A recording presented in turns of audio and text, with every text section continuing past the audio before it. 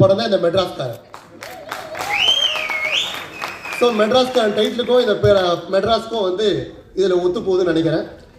அடுத்தபடியாக வந்து ஆடி லான்ச் வேறு இருக்குது. இங்கே எல்லாம் பேசிட்டா எனக்கு அங்கே பேசி கண்டென்ட் இருக்காது. ஸோ சிம்பிளாக வந்து ஒவ்வொருத்தரை பற்றி பேசி முடிச்சிடுறேன். எந்த ஒரு தயாரிப்பாளரும் ஒரு கதையை முழுசாக கேட்டுட்டு அது பிடிச்சி போய் தான் ஒரு கதையை வந்து ஓகே பண்ணுவாங்க, ஷூட் போவாங்க. ஆனால் இந்த மெட்ராஸ்காரன் கதையை பொறுத்த வரைக்கும் முதல் பாதி மட்டும் தான் கதையை கேட்டேன். இன்டர்வல் கூட கேட்கல. இன்டர்வல் முன்னாடி இருக்கிறத கதையை கேட்டேன். நீங்கள் ஆரம்பிச்சிருங்க, படத்தை பண்ணிடுங்க அப்படின்னு சொன்னேன். காரணம், ஒரே காரணம், நம்பிக்கை. டைரக்டர் மேலே இருக்க நம்பிக்கை. படத்தை ஃபுல்லாக பார்த்துட்டேன். அந்த நம்பிக்கை வீண் போகலன்னு நினைக்கிறேன். ரொம்ப நல்லா பண்ணியிருக்காரு டைரக்டர். ரொம்ப ராவான ஒரு படத்தை கொடுத்துருக்காரு.